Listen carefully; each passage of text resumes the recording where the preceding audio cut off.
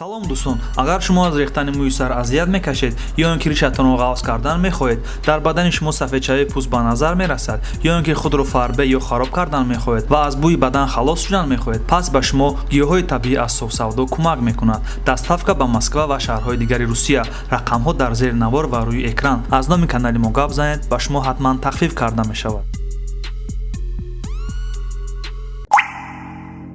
салом тамошобинони канали TOQI TV. мавзӯи имрӯзаи мо камтар гарми баъдае барои ҳамӣ пропускат накарда то охирша тамошо мекунем. Сабаби атминӣ чидани батли Shon MC vs Ryder, визифи Shon MC дар барон, батли Shakher бо Elon ва батли Rally vs MEB.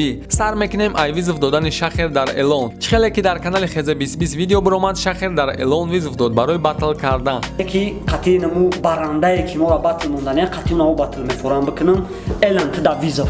Дере нагзашта дар канали Бехайб Elon дар Shakher ответ дод. Визифат қабул аст. Агар айҷати хайб бугӯӣ ё ки агар дошта боши шароит, ҳамун гонорари мара варақ бизан биёр 100% ай.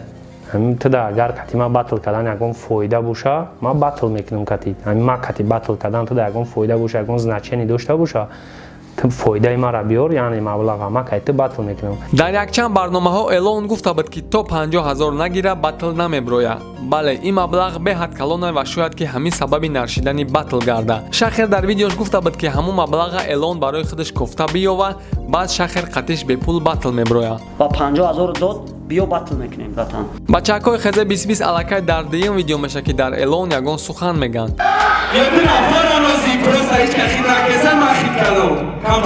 Организатори бутри ва бутр мемон. Дар фикри мо се варианта. Якм мумкин ки сухани Elon дар Рейкл боша ки Рейкл гуфта ки ты дар баттл бириди. Shon мара гуфт бириди, Elon набуд мара зан зад гуфт бириди, Rally мара зан зад гуфт бириди, ма вора сум додам. Дуюм мумкин ки ҳамин сухани Карлеон боша. Шумо вақте ки меояд амаҷа дар сарош мешинад, ҳеч намегӯй, мо мерем ахари намташ мекунам.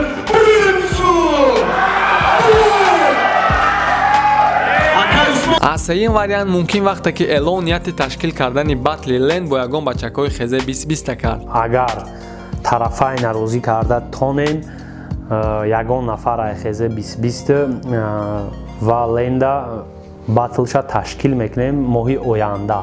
Худи Shakher дар видео мега ки қати лен ягон бачакҳои Хез2020 баттл намекунанд, чунки бародаранд, яъне ки ин баттл аниқ намешава. Барои аму матра 3 моҳ ё 2 моҳ пеш гуфтагӣ будам ки бачаҳои Хезе қати лен баттл намеброянд.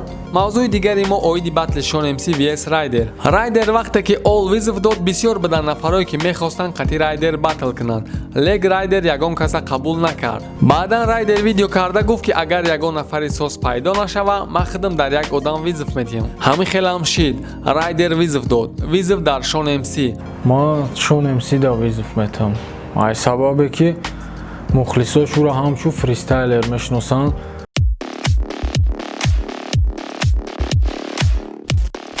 иқдоми нав аз сарпарасти мо. Дар ссилкаи комментария будагидро регистратсия ки регистратсия да скриншот карда дар ин номро рӯӣ ки муддати 20 сомон мегузаронем ва баъди регистратсия то 1400 сомон бонус гир.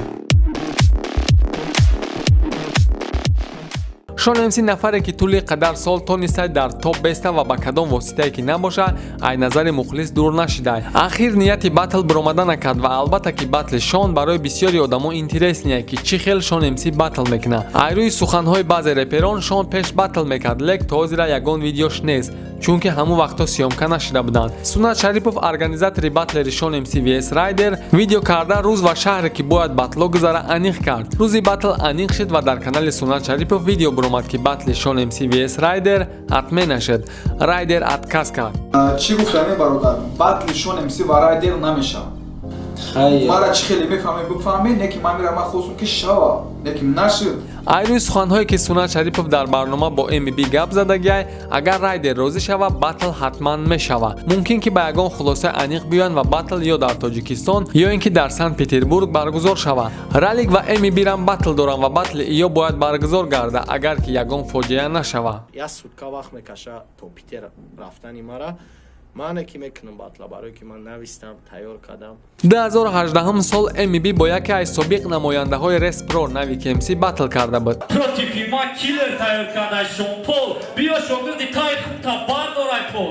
МБ омада дар репи тоҷики мекуна чизе ки ту дана фора. дар охири соли 2020 боша бо қати ралик бояд баттл кунад. боварӣ дорем бачаҳко баттли бениҳоят хуб пешкаши мухлисо мекунанд. бармегардем ба мавзӯи баттли Shon MC. дар канали Shon TV видео биромад ки дар барон визифи баттл дод. Shon MC файрода дорад бо бои барон.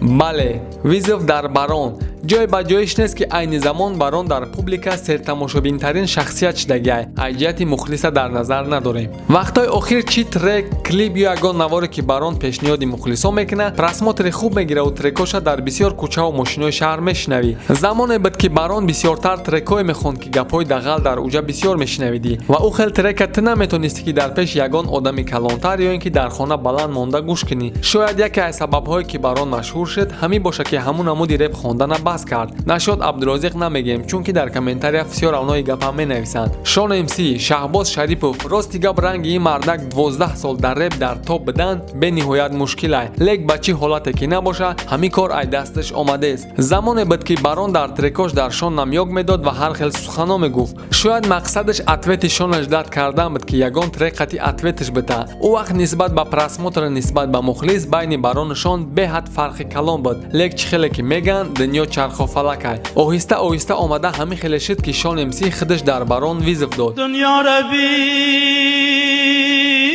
Rabin, Dünya Rabin. вероятност ҳаста ки баттл баргузор накарда чунки замоне стиёфарам дар барон визов барои баттл дода буд, лек ответ нагирифт. не ки ин бо як чира соли 2020 мегӯянд. дар 2020 як корову як чизое шуд ки ҳам дунё ва ҳам репа 180 градус дига хел кард. ҳар чизе нашава ба ҳама муваффақият ва бигзор ҳама ба мақсадҳои мондагиш бираса. ба фикри шумо Shon ва барон баттл мекунанд ё ин ки Ryder Shon? фикротона дар комментария нависед. хай дӯстон, худованд нигаҳбони ҳар яктаи шумо. лайк монда ба канали мо обуна шавед то барномаи оянда.